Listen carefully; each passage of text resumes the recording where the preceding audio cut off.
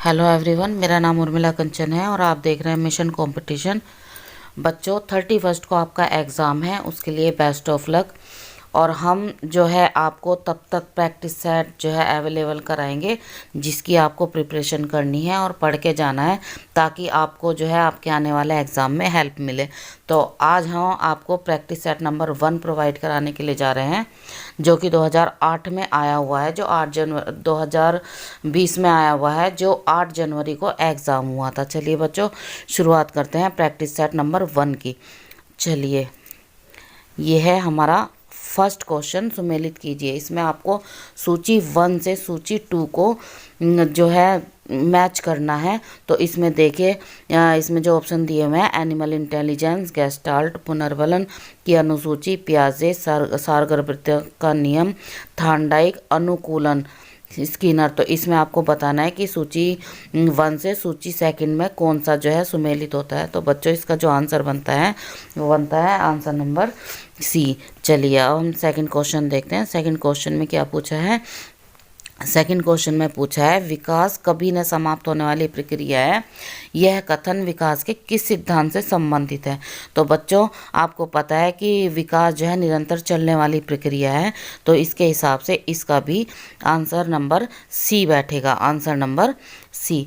चलिए, अब हम अपना नेक्स्ट क्वेश्चन देखते हैं। क्वेश्चन नंबर 3, संशोधन से शिक्षा एक मौलिक अधिकार बन गई है। तो बच्चों, इसमें इसका जो आंसर बैठता है वो है 86वें संशोधन से जो है शिक्षा एक मौलिक अधिकार बन गई है। चलिए, हम देखते हैं 4 में क्या पूछा गया है। 4 में पूछा गया है, अभिप्रेरणा के मूल प्रवृत्ति सिद्धांत के प्रतिपादक। तो इसमें बच्चों, अभिप्रेरणा के जो है प्रतिपादक थे वो थे इसमें मैकडूगल। ठीक है। चलिए, नेक्स्ट क्वेश्चन देखते हैं हम। नेक्स्ट क्वेश्चन में क्या पूछा है। तो नेक्स्ट क्वेश्चन में पूछा गया है, विकास की किस अवस्था को कोल तथा ब्रूस ने संवेगात्मक विकास का अनोखा काल कहा है। तो बच्चों, जैसा कि आपको पता है कि जो हमारा बाल्यावस्था है वो एक अनोखा काल है, बहुत ही अच्छा काल है। इसमें बच्चा एकदम राजाओं की तरह रहता है। तो इसका हमारा आंसर नंबर ए इसमें बिल्कुल परफेक्ट है। चलिए, नेक्स्ट क्वेश्चन देखते हैं। नेक्स्ट क्वेश्चन में पूछा गया है, किसने बहुविमात्मक प्रज्ञा का प्रत्यय दिया है। तो बच्चों, बहुविमात्मक प्रज्ञा का जो प्रत्यय दिया है, इसमें आंसर है आपका सी, गार्डनर। ठीक है। चलिए, नेक्स्ट क्वेश्चन है हमारा, डिसलेक्सिया में यह करने में कठिनाई होती है। तो बच्चों, जो डिसलेक्सिया होता है वो पठन के संबंधित जो विकार होते हैं उसको प्रदर्शित करता है। तो इसके हिसाब से हमारा जो है बी एकदम परफेक्ट होगा। चलिए, नेक्स्ट क्वेश्चन देखते हैं। नेक्स्ट क्वेश्चन में हमारा क्या पूछा गया है। तो नेक्स्ट क्वेश्चन है बच्चों हमारा क्वेश्चन नंबर 8। तो इस क्वेश्चन में पूछा गया है, ये निम्न में क्या समावेशी कक्षा में शिक्षक की भूमिका नहीं है। तो बच्चों, जो समावेशी कक्षा होती है उसमें अंधे, बहरे, लंगड़े, लूले सभी तरह के बच्चे, कम बुद्धि के, तेज बुद्धि के सभी तरह के बच्चे जो है कक्षा में सम्मिलित होते हैं। तो इसमें शिक्षकों को बच्चों पर ज़्यादा ध्यान देने की आवश्यकता होती है। और इसमें क्या पूछा गया है, नहीं ध्यान देना है।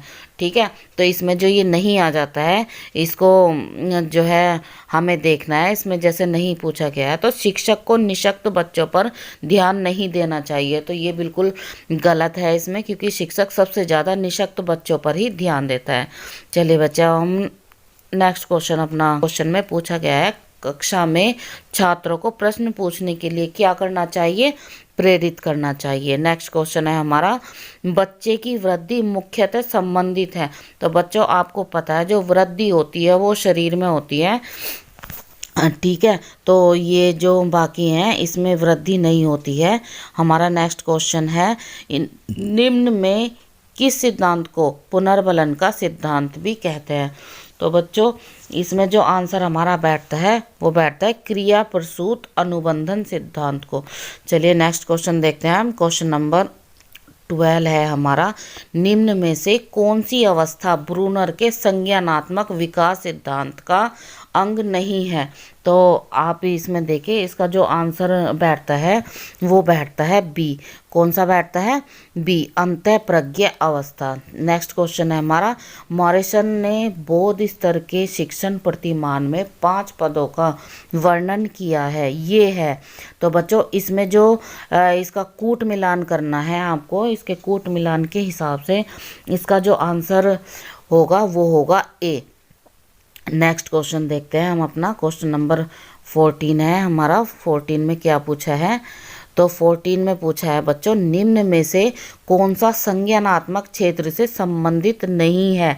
ठीक है, इसमें भी नहीं आया हुआ है, इस पे हमेशा आप ध्यान रखेंगे क्योंकि नहीं वाले जो क्वेश्चन होते हैं वो हमेशा ही गड़बड़ करते हैं। ठीक है, तो इसमें होगा अनुमूल्यन। ठीक है बच्चों, ध्यान रखना। अब हमारा नेक्स्ट क्वेश्चन है, निम्न में से कौन सा अधिगम का वक्र नहीं है? ठीक है, इसमें भी नहीं आया हुआ है बच्चों। ठीक है, आप इसका हमेशा ध्यान रखना। नहीं, तो नहीं में इसका जो मतलब है वो होगा लंबवत, क्योंकि कभी भी अधिगम का जो वक्र है वो लंबवत नहीं होता है। तो नेक्स्ट क्वेश्चन है हमारा, यदि शिक्षक कक्षा में एक छात्र को समस्यात्मक बालक के रूप में पाता है तो उसे क्या करना चाहिए?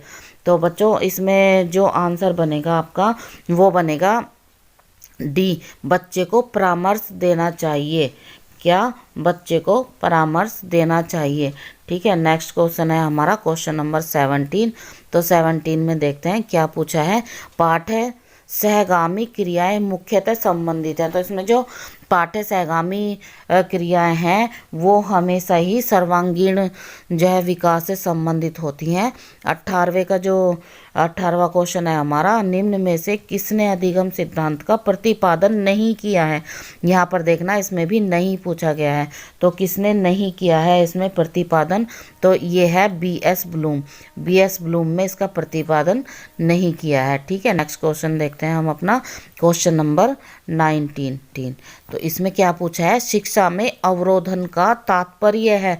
तो बच्चों जब एक ही बच्चा किसी कक्षा में बार बार रह जाता है, फेल हो जाता है, तो वही हमारे शिक्षा में अवरोधन होता है। तो इसके हिसाब से जो है ये हमारा सी बिल्कुल एकदम से परफेक्ट बैठता है। ठीक है, नेक्स्ट क्वेश्चन देखते हैं हम अपना, निम्न में से किस कौशल में पूर्व ज्ञान का परीक्षण आता है?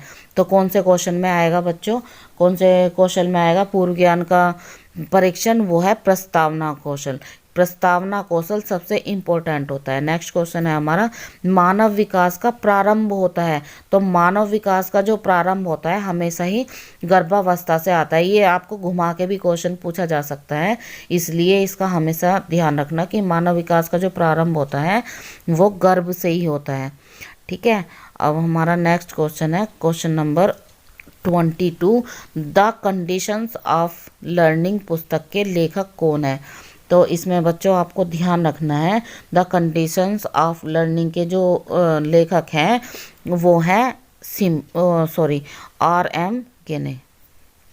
ठीक है, नेक्स्ट क्वेश्चन है हमारा, किशोरावस्था बड़े संघर्ष, तनाव, हमला व विरोधी की अवस्था है, यह कथन किसका है? तो बच्चों ये जो कथन है वो है स्टेनले होल का। नेक्स्ट क्वेश्चन देखते हैं हमारा, नेक्स्ट क्वेश्चन क्या पूछ रहा है हमारा, जो है नेक्स्ट क्वेश्चन है 24, सूक्ष्म शिक्षण के भारतीय प्रतिमान में कुल कितना समय लगता है? बच्चों ये क्वेश्चन कई बार आया हुआ है, इसको आप बिल्कुल माइंड में उतार लेना। इसमें जो है ये बी बिल्कुल सही है, 36 मिनट का होता है। ठीक है, नेक्स्ट क्वेश्चन है हमारा, सीखने का पठार सीखने की प्रक्रिया के प्रमुख अभिलक्षण है जो उस स्थिति को प्रकट करते हैं जिसमें सीखने की प्रक्रिया में कोई उन्नति नहीं होती है, यह कथन किसका है? तो बच्चों ये जो कथन है ये है रोज का। नेक्स्ट क्वेश्चन देखते हैं हमारा, नेक्स्ट क्वेश्चन है क्वेश्चन नंबर 26, व्यवहार के कारण व्यवहार में परिवर्तन ही अधिगम है। तो यह किसने कहा है? व्यवहार के कारण व्यवहार में परिवर्तन ही अधिगम है। तो 26 का है बच्चों, इसमें गिलफोर्ड ने कहा है ये। ठीक है, नेक्स्ट क्वेश्चन देखते हैं हम अपना, नेक्स्ट क्वेश्चन में क्या पूछा गया है, क्वेश्चन नंबर 27 सुमेलित कीजिए। देखिए बच्चों, इसमें भी सूची 1 से सूची 2 को सुमेलित करना है। आप अच्छे से देख लीजिए इसमें क्या पूछा गया है, और इसका जो आंसर होगा वो होगा बी। क्या होगा? बी। आप अच्छे से देख लीजिए किससे किसको सुमेलित करना है, और इसमें जो इसका आंसर होगा वो होगा बी। तो हम बच्चों, हमारा नेक्स्ट क्वेश्चन है वो है समस्या समाधान का प्रथम चरण है। तो इसमें जो समस्या समाधान का जो प्रथम चरण है बच्चों आपका, आप किसी समस्या को जब तक कोई हल नहीं कर पाओगे, जब तक आप उसकी जड़ ना पता कर लें, जब तक आपको उसकी पहचान ना हो जाए, तो इसमें ए जो है आपका एकदम से परफेक्ट आंसर है। नेक्स्ट क्वेश्चन है हमारा, पढ़ते हैं 29। तो 29 में क्या पूछा गया है? बालकों का अधिगम सर्वाधिक प्रभावशाली होगा जब, कब होगा? तो बच्चों का जो अधिगम है सर्वाधिक प्रभावी जब होगा, जब बालकों का संज्ञानात्मक, भावात्मक तथा मनोचालक पक्षों का विकास होगा। इसका ए बिल्कुल परफेक्ट है। नेक्स्ट क्वेश्चन है हमारा क्वेश्चन नंबर 13। स्मृति स्तर एवं बोध स्तर के शिक्षण प्रतिमान की रचना में कौन सा सोपान उभयनिष्ठ है? देखिए, जूम कर देते हैं हम। अब देखिएगा क्वेश्चन, ठीक है बच्चों। इसका जो हमारा 30 का जो आंसर बैठता है, हमारा 30 का आंसर बिल्कुल डी है। प्रस्तुतिकरण स्मृति स्तर व बोध स्तर के शिक्षण प्रतिमान की संरचना में जो है प्रस्तुतिकरण सबसे ज़्यादा उभयनिष्ठ सोपान है।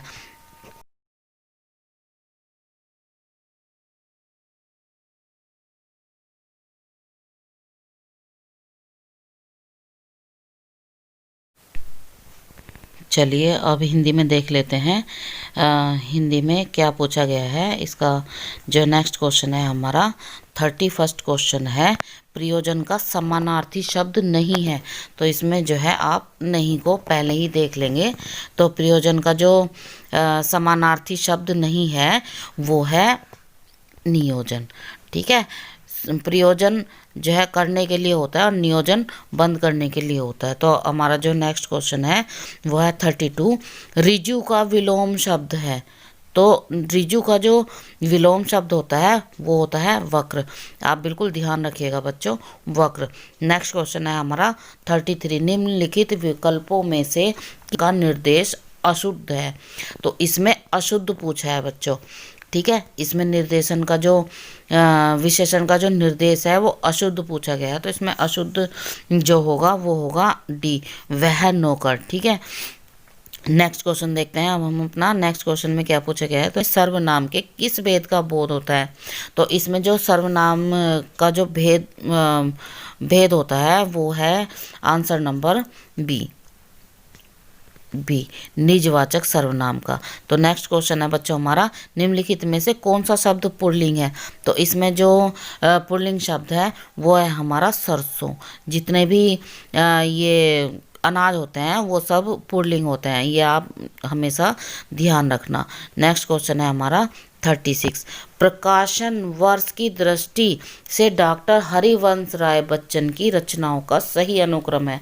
तो इसमें जो इनकी रचनाओं का जो सही, बिल्कुल सही सुमेलन है वो है ये। मधुशाला बनाया था, फिर मधुबाला बनाया था, फिर मधु कलश आया था, फिर निशा निमंत्रण आया था। नेक्स्ट क्वेश्चन देखते हैं हम, क्वेश्चन नंबर 37। इसमें क्या पूछा गया है? 37 क्वेश्चन में जो है आपको सुमेलित करना है सूची 1 से सूची 2 को। देख लीजिए आप, इसमें इधर सम्मेलन लिखे हुए, मतलब इधर रचनाएं हैं, इधर वर्ष है। तो कौन सी रचना किस वर्ष में आई थी, तो इसके हिसाब से जो हमारा आंसर बैठता है वो बैठता है सी। ध्यान से देख लेना बच्चों। नेक्स्ट क्वेश्चन जो है हमारा वो है 38। तो 38 में क्या पूछा गया है कि तुलसीदास के रचनाकार हैं। तो इसमें तुलसीदास के रचनाकार पूछे गए हैं बच्चों। तुलसीदास के जो रचनाकार हैं वो सूर्यकांत त्रिपाठी निराला हैं। ठीक है, ध्यान रखना, सूर्यकांत त्रिपाठी निराला।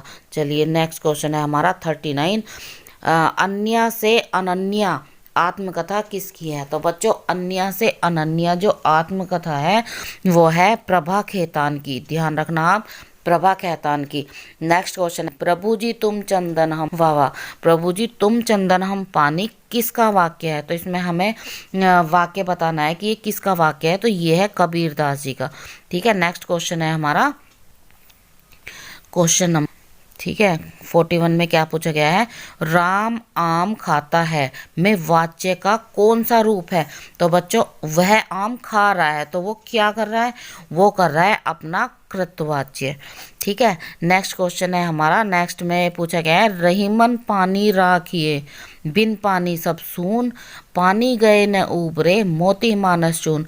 तो ये जो दोहा है इसमें कौन सा अलंकार है? तो इसमें पूछा गया जो अलंकार है बच्चों वो है श्लेष। ध्यान रखना आप, श्लेष अलंकार है इसमें। नेक्स्ट क्वेश्चन है हमारा क्वेश्चन नंबर 43, निम्नलिखित में से कौन सा शब्द शुद्ध है? इसमें पूछा गया है कि शुद्ध है, कौन सा शब्द शुद्ध है? तो बच्चों इसमें जो है हाँ सॉरी, शुद्ध शब्द पूछा गया है। तो क्वेश्चन नंबर 43 का जो आंसर होगा वो होगा बी, अंगना।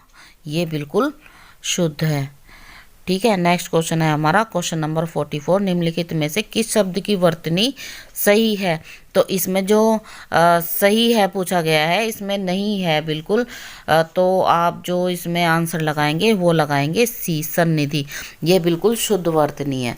ठीक है, और अब हमारा नेक्स्ट क्वेश्चन है क्वेश्चन नंबर 45। तो 45 में पूछा गया उपचारात्मक शिक्षण की सफलता निर्भर करती है। तो बच्चों इसमें जो ये सफलता है ये निर्भर करती है, हमारा इसका आंसर जो बनेगा वो होगा डी, समस्याओं के चरणों की सही पहचान पर। जब तक हम समस्याओं की सही पहचान नहीं करेंगे तब तक हम कोई भी क्वेश्चन हल नहीं कर पाएंगे। नेक्स्ट क्वेश्चन देखते हैं, हमारा नेक्स्ट क्वेश्चन है क्वेश्चन नंबर 46, घोंसले में चिड़िया है में कौन सा कारक है? तो इसमें जो कारक पूछा गया है वो जब आप बताएंगे तो इसका कारक सही बैठता है सी। कौन सा बैठता है? सी, अधिकरण। ठीक है,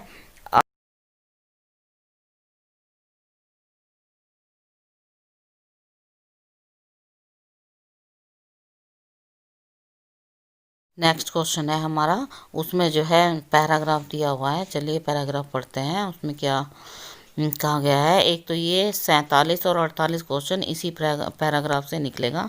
इसको थोड़ा सा बड़ा कर देते हैं। ठीक है, अब हम इसको पढ़ते हैं। गांधीवाद में राजनीतिक और आध्यात्मिक तत्वों का समन्वय मिलता है, यही इस वाद की विशेषता है। आज संसार में जितने भी वाद प्रचलित हैं वह प्राय राजनीतिक क्षेत्र में सीमित हो चुके हैं। आत्मा से उनका संबंध विच्छेद होकर केवल बाह्य संसार तक उनका प्रसार रह गया है। मन की निर्मलता और ईश्वर निष्ठा से आत्मा को शुद्ध करना गांधीवाद की प्रथम आवश्यकता है। ऐसा करने से निस्वार्थ बुद्धि का विकास होता है और मनुष्य सच्चे अर्थों में जन सेवा के लिए तत्पर हो जाता है। गांधीवाद में सांप्रदायिकता के लिए कोई स्थान नहीं है। इसी समस्या को हल करने के लिए गांधी जी ने अपने जीवन का बलिदान कर दिया था। तो बच्चों चलिए अब हम इसके क्वेश्चन देखते हैं, क्वेश्चन क्या पूछे हैं पहले में से। तो इसमें जो क्वेश्चन पूछे हैं क्वेश्चन नंबर 47 है, दिए गए गद्यांश के आधार पर बताइए कि संसार के सारे वाद सीमित हैं। तो इसमें जो संसार के जो सारे वाद हैं वो सीमित हैं राजनीतिक क्षेत्र तक।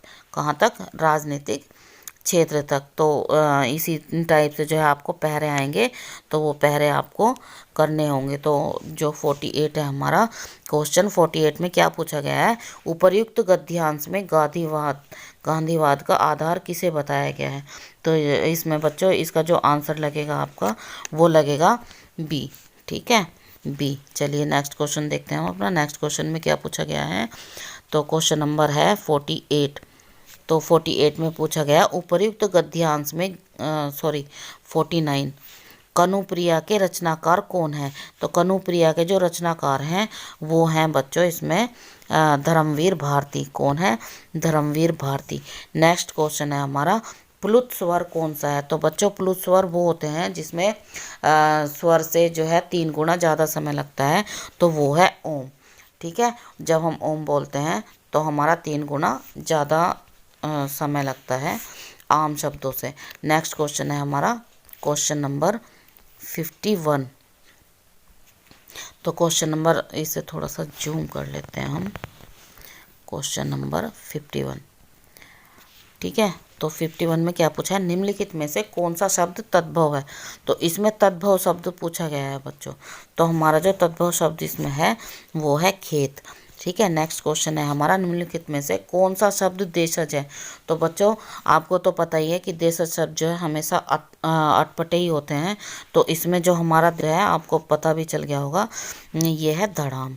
ठीक है, नेक्स्ट क्वेश्चन है हमारा, छछूंदर के हमसे अर्थ पूछा गया है। तो हम इसका जो अर्थ है वो बताएंगे कि अयोग्य व्यक्ति को अच्छी चीज़ देना।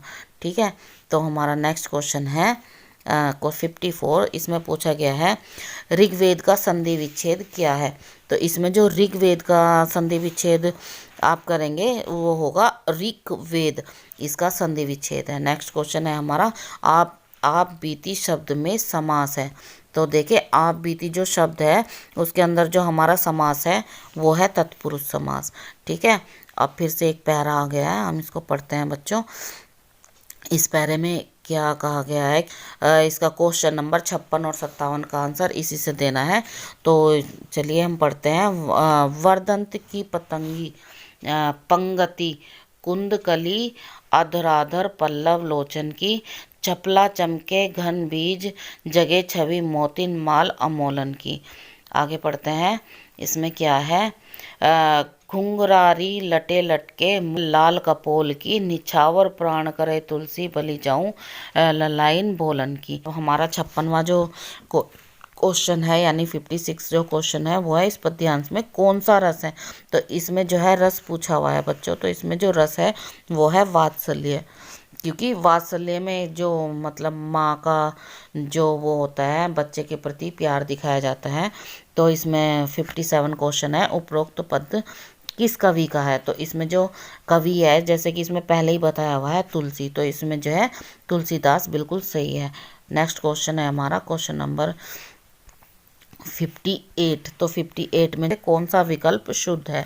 तो इसमें शुद्ध पूछा गया है, अशुद्ध नहीं पूछा गया है। तो इसमें जो शुद्ध होगा हमारा वो होगा सैदंत्य, सैदंत्य, क्योंकि जो सै होता है वो दांत के द्वारा जो है बाहर निकाला जाता है। ठीक है, अब है हमारा नेक्स्ट क्वेश्चन, निम्नलिखित में से कौन सा कथन अशुद्ध है। इसमें अशुद्ध पूछा गया है। इन चीज़ों का बच्चों आप खास तौर से ध्यान रखेंगे, कहाँ शुद्ध अशुद्ध नहीं, ये सब चीज़ पूछी गई है। तो इसमें जो हमारा आंसर होगा वो होगा, दो महाप्राण व्यंजनों का उच्चारण एक साथ हो सकता है, क्योंकि दो महा जो है प्राण व्यंजन होते हैं उनका जो उच्चारण है वो एक साथ नहीं हो सकता है। तो देखिए अब हमारा नेक्स्ट क्वेश्चन है क्वेश्चन नंबर 60।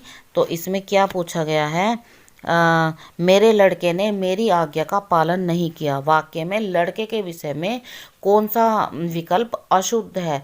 तो इसमें जो बच्चों आंसर होगा वो होगा आपका डी, क्योंकि ये अशुद्ध है, ये जो है इसमें मैच नहीं कर रहा है, क्योंकि इसमें कर्ता भी है, पुल्लिंग भी है, एक वचन भी है, लेकिन बहुवचन नहीं है।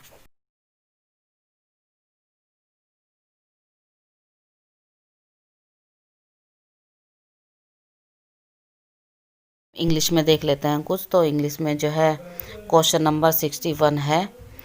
तो इसमें हम क्वेश्चन नंबर 61 पढ़ेंगे, विच of the four grammatically correct. तो इसमें जो ग्रामेटिकली जो करेक्ट है वो होगा हमारा answer number C, all these man are gentle.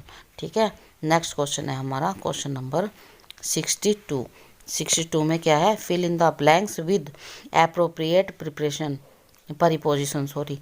तो he came to me, he came to me midnight. तो इसमें क्या आएगा, एट आएगा, एट मिडनाइट। तो नेक्स्ट क्वेश्चन है हमारा question number 63, which of the following sentence does not have an adjective clause. तो इसमें जो है वो बताना है जिसमें कोई एडजेक्टिव क्लाउज ना हो। तो इसमें जो एडजेक्टिव क्लाउज नहीं है वो है, I meet him where he live.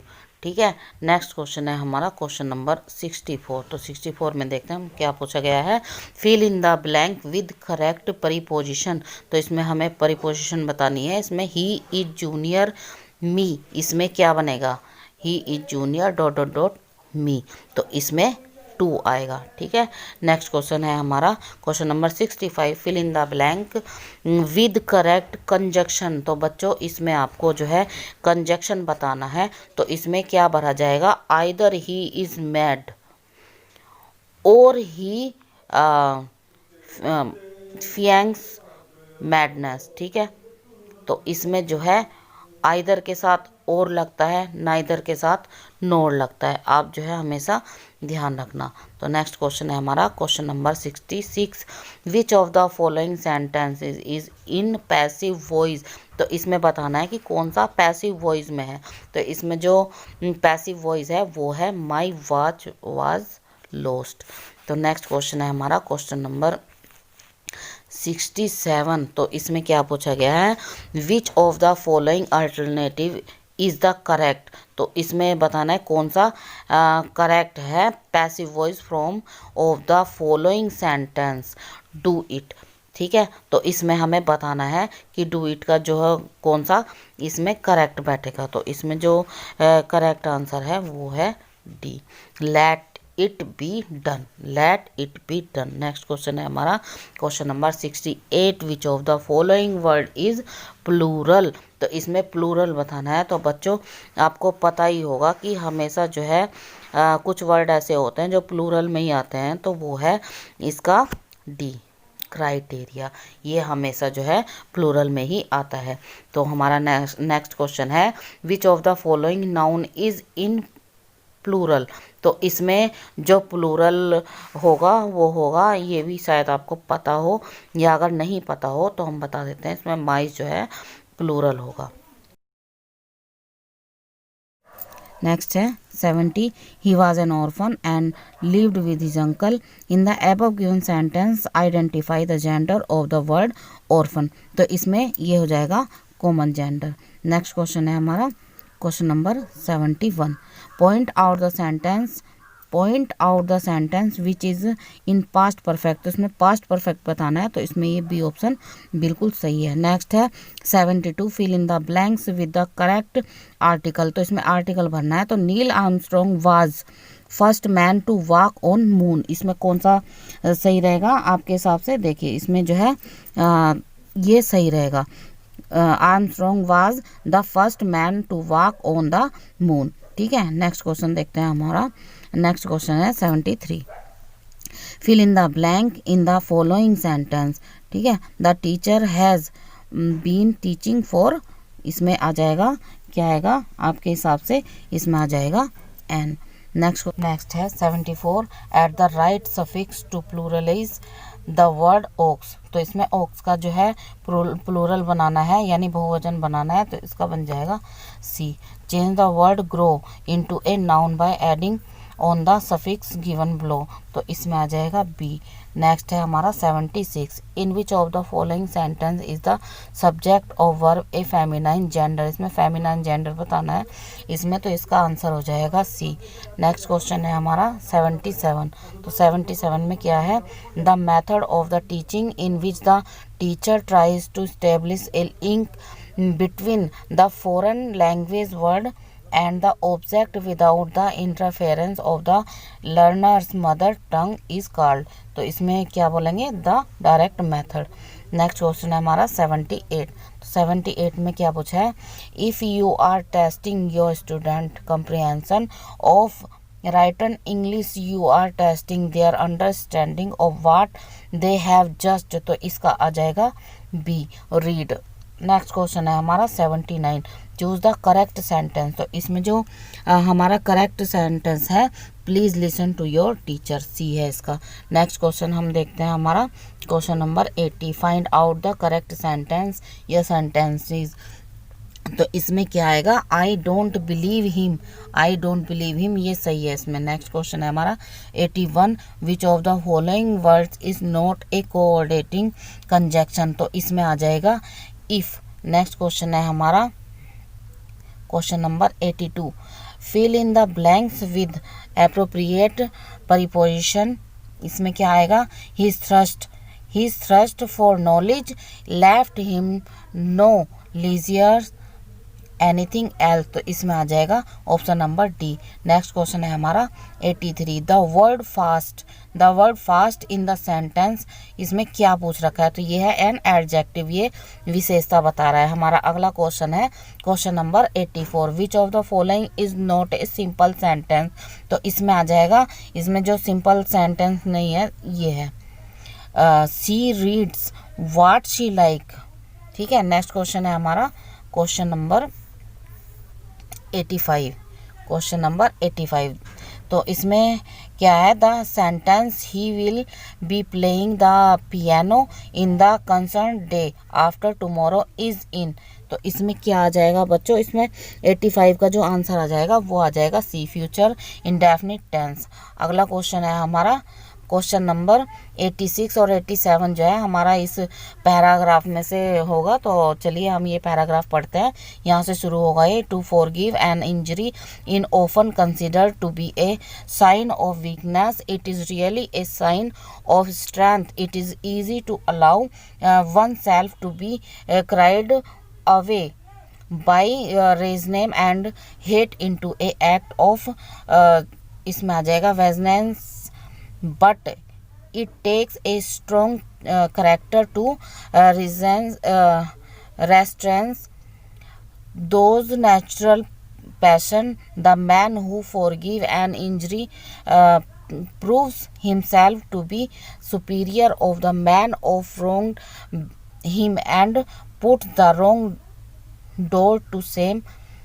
Forgiveness may even turn a into a Farian D. So mercy is the noblest form of revenge. इसका जो अब इसमें से क्वेश्चन शुरू होंगे, the word strength is a, तो इसमें जो स्ट्रेंथ वर्ड पूछ रखा है वो क्या है, तो ये है subtract noun.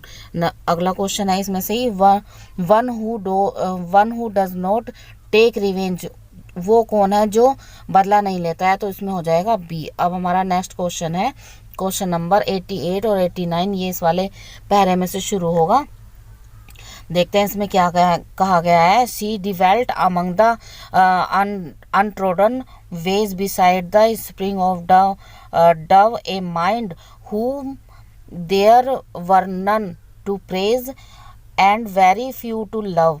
A violet by mossy stone, half hidden from the eye, fair as a star when only one is shining in the sky. तो इसके क्वेश्चन देखते हैं इसमें से क्या बनेंगे बच्चों. क्वेश्चन इसके what is the meaning of the, ये भी निकाल देती हूँ, थोड़ा सा पैरा देख लेना.